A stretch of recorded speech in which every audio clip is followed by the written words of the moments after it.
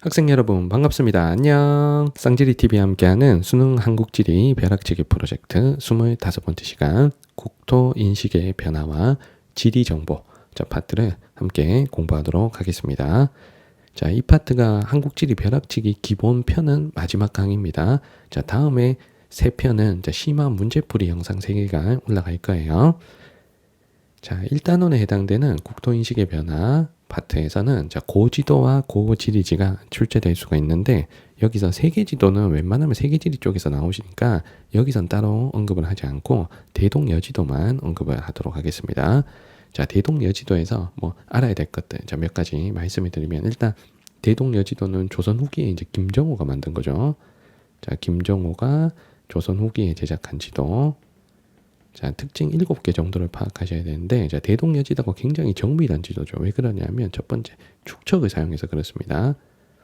자, 축척은 실제의 지도상에 일정하게 줄인 비율, 이 줄인 비율을 축척이라고 해요. 그래서 축척을 사용하게 되면 보다 정확하고 또 정밀한 지도가 되겠죠.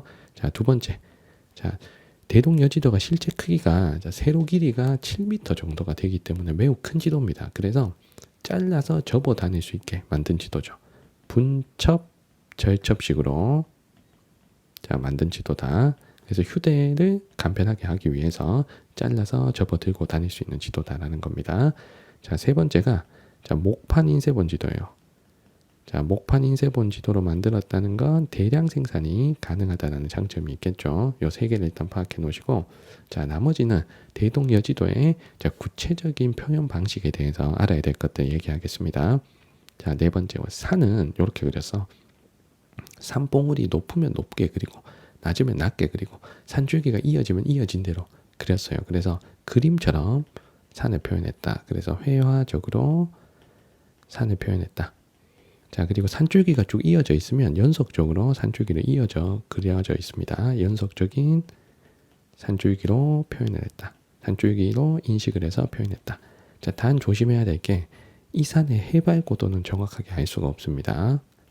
자, 해발 고도를 정확하게 알 수는 없다. 자, 요거 조심하시고요. 자, 다섯 번째, 하천. 자, 하천은 흐르는 모양대로 곡선으로 표현을 했는데, 이 곡선의 종류가 두 개가 있습니다. 곡선의 종류가 두 줄짜리 곡선, 쌍선의 하천이 있고, 한 줄짜리 곡선, 단선의 하천이 있는데, 쌍선의 하천은 배가 다니는 하천. 자, 배가 다닐 수 있는 하천. 단선의 하천은 배가 다닐 수 없을 정도로 폭이 좁은 하천을 의미합니다. 그래서 하천을 이렇게 둘로 나눠서 우리가 보셔야 되고요. 자, 여섯 번째, 도로. 자, 도로는 직선으로 표현을 했는데, 자, 도로는 심리마다 방점이 찍혀 있거든요. 자, 심리마다. 자, 눈금처럼 방점이 찍혀 있어. 그러면 도로상의 두 지점 간의 거리 파악이 가능한 거죠. 자, A에서 B까지는 30리 떨어져 있다. 자, 30리 떨어져 있다. 이런 거리 표현, 거리 계산이 가능하기 때문에 자, 요 보기가 나올 수도 있습니다. 자, 그 다음에 7번째. 자, 대동여지도에는 지도표라는 게 있어요. 이 지도표는 각종 기호 모음집입니다. 자, 이 지도표에는 뭐가 있다? 각종 기호가 있다. 자, 예를 들면 그 당시에 중요했던 역참이라든가, 역참은 조선시대 때 교통시설이죠. 그리고 봉수, 조선시대 통신수단이고요. 자, 그리고 읍치. 자, 읍치가 그 읍을 다스리는 골 이런 뜻이잖아. 그래서 이런 것들이 그려져 있는데 요 기호를 다 외울 필요는 없고요. 자, 대동여지도 오른쪽 하단에 이 기호는 이렇게 그렸다라는 걸 다 가르쳐 줄 겁니다. 그러면 읽어서 그냥 풀이만 하시면 되는 겁니다. 자, 그래서 대동여지도는 이런 특징들 좀 파악해 놓으시면 좋겠습니다. 자, 두 번째가 이제 고지리지인데, 자, 옛날 지리책 이런 뜻이잖아. 이게 조선 전기에 만든 게 있고 조선 후기에 만든 게 있어요. 자, 요 두 개를 비교하는 게 시험 문제 출제가 될 수가 있습니다. 자, 세 가지 포인트로 비교를 해야 되는데, 자, 먼저 첫 번째, 조선 전기는 조선이 건국되고 나서 국가 통치 자료를 확보하기 위해서 지리책을 썼던 거야. 그래서 각 지역별로 국가 통치에 필요한 기초 자료를 수집할 목적으로, 즉 국가 통치 목적으로 자, 이 책을 제작을 했습니다. 자, 그러면 나라에서 제작했겠죠. 그래서 국가가 제작한 지리지다. 자, 그래서 조선 전기의 지리지를 관찬지리지라고 불러요. 관청에서 편찬했다. 자, 그리고 항목별로 일목요연하게 깔끔하게 요약 정리해 놓은 게 특징입니다. 그래서 백과사전식으로 항목별로 알아보기 편하게 백과사전식으로 기술한 게 특징이에요. 그래서 간단하게 제목 쓰고 요약돼 있고 이런 식이면 조선 전기의 지리지입니다. 자, 가장 대표적인 게 뭐 세종실록 지리지. 세종실록 지리지. 자, 그리고 동국여지승남. 이런 것들이 조선 전기의 지리지입니다. 동국여지승남은 개정판인 신증 동국여지승남도 있어요.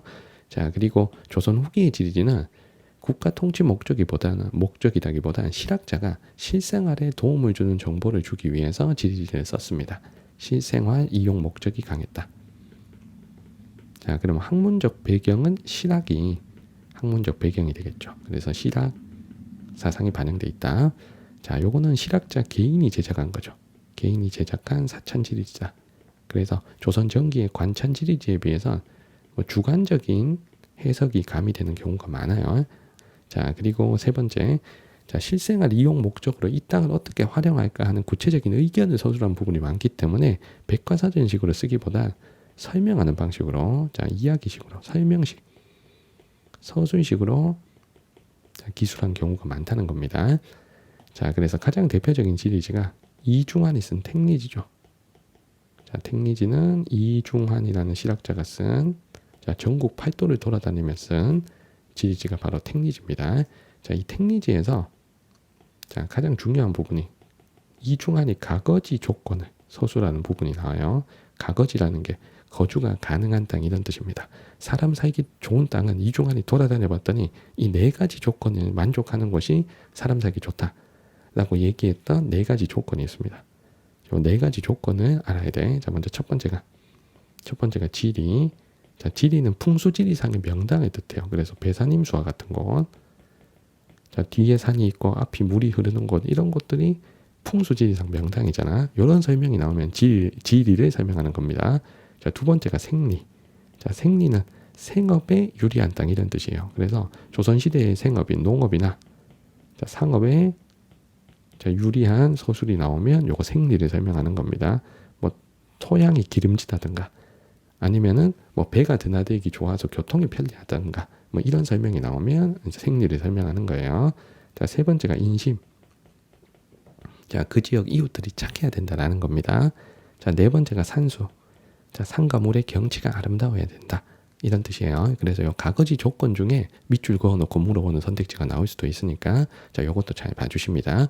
자, 그리고 대동여지도하고 고지리지 쪽에서 조금 어렵게 나오면 특정 지역을 찾아야 되는 문제도 나올 수 있습니다. 자, 그러면 우리가 배운 지식으로 충분히 찾을 만한 지역들이 나오니까 여러분들 너무 걱정하지 마시고 자, 그래서 힌트를 잡아서 어느 지역인지 해결하시면 돼요. 자, 만약에 가 지역이다 하면서 택리지가 서술이 되는데 신라의 옛 도읍이다라는 설명이 있어요. 그러면 그 지역을 경주로 고르면 되는 것처럼 우리가 충분히 알만한 힌트를 제시할 거니까 너무 걱정하지 마시고 글에 나와 있는 대로 지역을 연결해 주시면 되겠습니다. 자, 관련된 문제 작년 수능 1번 문제를 보겠습니다. 자, 조선시대에 제작된 지리지인데 하나는 세종실록 지리지, 하나는 택리지입니다. 자, 나 중에 가가 뭐 어쩌고 저쩌고 딱 뭐 호수는 몇 호, 인구는 몇 명 이렇게 항목별로 요약 정리가 되어 있잖아. 그래서 가가 세종실록 지리지입니다. 가가 세종실록 지리지. 가가 조선전기의 관찬 지리지죠. 자, 나는 비교적 설명을 쭉 해놨기 때문에 자, 이게 택리지죠. 자, 나가 택리지 조선 후기.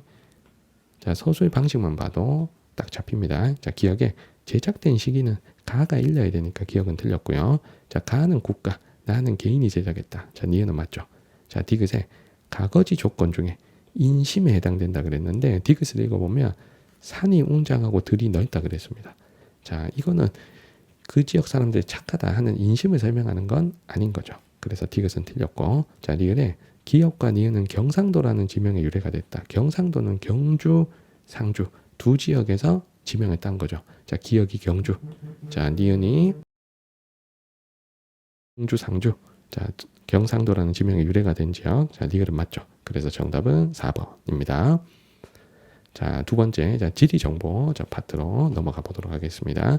자, 지리 정보 파트는 지리 정보의 종류부터 지리 정보 체계까지 요 네 가지를 정리를 하시면 돼요. 자, 먼저 첫 번째, 지리 정보의 종류는 크게 보면 세 가지가 있습니다. 자, 첫 번째, 공간 정보.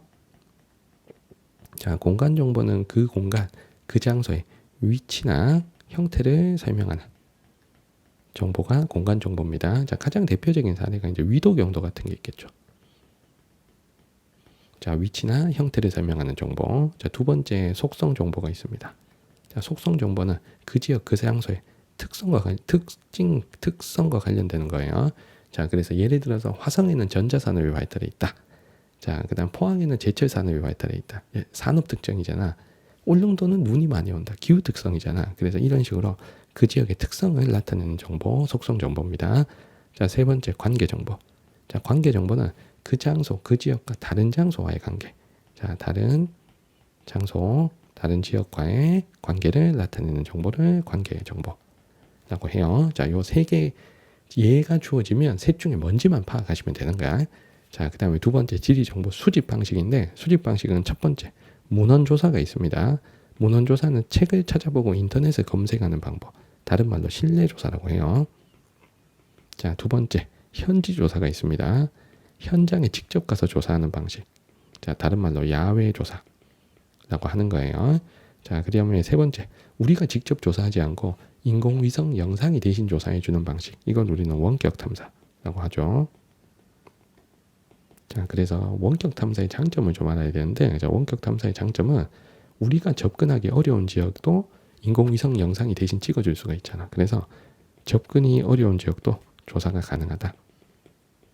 자, 인간이 접근이 어려운 지역도 조사가 가능하고, 그리고 넓고 광범위한 지역의 조사도 편리하게 할 수가 있겠죠. 자, 그리고 인공위성 영상을 주기적으로 담기 때문에, 자, 몇 년에 걸친 주기적인 변화 모습을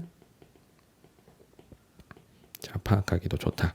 자, 라는 장점이 있습니다. 자, 물론 원격 탐사로 모든 걸 다 조사할 수 없다라는 한계는 있어요. 뭐 이 지역의 역사라든가 문화라든가 이런 것들은 조사할 수 없죠.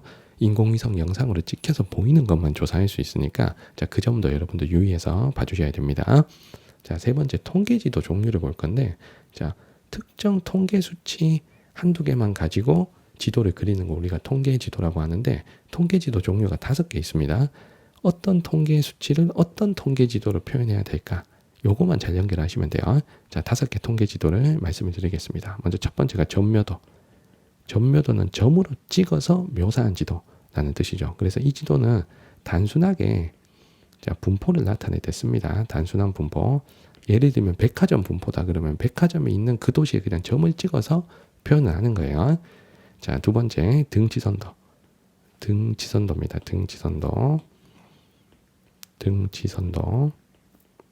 여기서 등지선이라는 게 같은 통계 수치가 나타나는 지점을 연결한 선을 등지선도라고 합니다. 자, 요건 자, 연속적인 통계 수치가 나타날 경우에 등지선도를 표현하는 경우가 많아요. 자, 가장 좋은 예가 기온이죠. 자, 기온은 남에서 북으로 갈수록 연속적으로 낮아지기 때문에 등지선도로 그리기에 가장 적합합니다. 그래서 기온과, 그리고 기온과 관련된 다른 지표들, 예를 들면 뭐 벚꽃 개화 시기나 단풍 시기 같은 것도 기온의 영향을 받기 때문에 등지선도로 그리기가 좋습니다. 자, 세 번째 유선도. 자, 유선도에서 이 유선은 화살표를 의미해요. 화살표.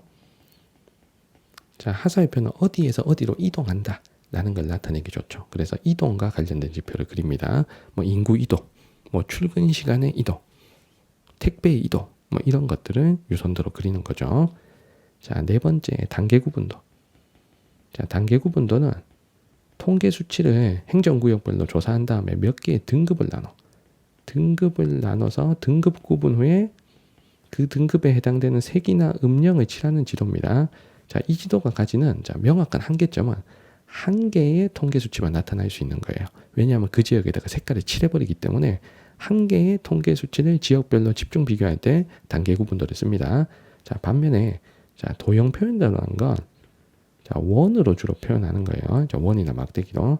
요거 장점은 여러 개를 동시에 표현할 수 있다는 게 장점입니다. 자, 예를 들면, 자, 수력, 화력, 원자력 비율을 이렇게 그릴 수 있지. 뭐 수력, 화력, 뭐 원자력, 뭐 이런 식으로 나타낼 수 있는 것처럼, 자, 하나의 원에 여러 개로 잘라서 표현이 가능하니까 여러 개의 수치를 한꺼번에 그린다라고 하면 우리가 정답은 도형 표현도로 선택을 해야 됩니다. 자, 통계지도는 어떤 수치를 어떤 통계지도로 그릴까? 요것만 좀 잘 연결해 주시면 되고요. 자, 마지막에 나오는 이 지리정보체계. 지리정보가 입력되어 있는 컴퓨터 시스템이고 우리는 조건을 입력해서 자, 최적 입지를 찾기 위한 중첩 분석을 하죠. 그래서 여러 조건을 중첩 분석해서 최적 입지를 찾는데 입지를 선정하는데 이 지리정보 체계가 쓰입니다. 혹시라도 시험 문제 최적 입지를 찾아라는 문제가 나오면 지리정보와 조건이 다 문제 속에 제시될 거니까 마치 시적 테스트처럼 여러분들이 문제를 풀어주시면 되는 겁니다. 자, 관련된 문제 올해 6월 목표 3번 문제를 보겠습니다. 자, 지리정보의 유형이 왼쪽에 나와 있는데 기억은 점, 선, 면 등으로 공간의 위치와 형태를 표현하는 정보니까 자, 기억은 공간 정보죠. 자, 니은은 인구, 면적, 기온 등 특징을 나타내는 정보니까 니은은 속성 정보. 자, 디귿은 인접성과 계층을 표현하고 있기 때문에 다른 장소와의 관계를 표현하는 거죠. 자, 디귿은 관계 정보입니다. 자, 그러면 1, 2, 3번 요 세 개를 먼저 해볼게요. 자, 기억의 예로 대전광역시 연령층별 인구 비율은 인구 특징을 나타내는 거니까 속성 정보 니은이 돼야 되겠죠. 자, 니은 2번에 자, 니은은 어떤 장소나 현상의 위치나 형태를 나타내는 정보는 공간 정보 기억이 돼야 됩니다. 자, 3번에 위도 경도가 제시됐는데 이 위도 경도는 위치를 설명하는 거기 때문에 공간 정보 기억이 돼야 되겠죠. 자, 1, 2, 3번 다 틀렸고요. 자, 4번을 보겠습니다. 자, 미음이 원격 탐사의 밑줄이 그어져 있는데 원격 탐사는 조사 지역의 직접 방문하여 정보를 수집하는 활동이다 라고 되어 있습니다. 원격 탐사 직접 방문하는 거야? 이건 아니잖아. 맞죠? 그러면 4번이 틀렸고 인공위성 영상이나 항공기가 사진을 대신 촬영해 주는 거죠. 자, 마지막으로 리을에는 야외 조사의 밑줄이 그어져 있습니다. 야외 조사는 원격 탐사보다 먼저 도입된 거죠. 자, 그래서 정답은 5번 되겠습니다. 자, 이렇게 해서 한국지리 벼락치기 25번째 시간 국토 인식의 변화와 지리정보 파트 함께 정리했습니다. 자, 올해 한국지리 벼락치기 기본 영상은 요 25강까지예요. 자, 그래서 기본 영상은 일단 끝이 났으니까 자, 만점을 노릴 친구들은 자, 뒤에 이어진 심화 1, 2, 3강까지 수강해 주시면 감사하겠습니다. 자, 그리고 심화 1, 2, 3강 후에 선생님이 총정리 영상 마지막에 올려드릴 예정입니다. 자, 아무튼 여러분들 25강까지 따라오시느라 고생 많으셨고요. 자, 우리는 자, 만점을 노리기 위해서 다음 강 심화 1강에서 다시 만날 수 있도록 하겠습니다. 자, 이번 영상은 여기까지입니다. 여러분들 안녕.